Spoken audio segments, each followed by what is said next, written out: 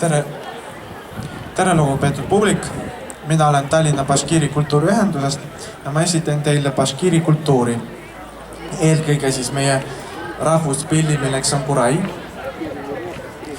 Ning tegu on siis praktiliselt hariliku puhkpilliga, mis valmistatakse samanimelisest taimest. Ja selle eripäraks on siis see, et sellel pole hoolikust. See on põhimõtteliselt toru ja millel on 5 auku külgede peal. Ja nüüd ma siis demonstreerin, kuidas see pill kõlab.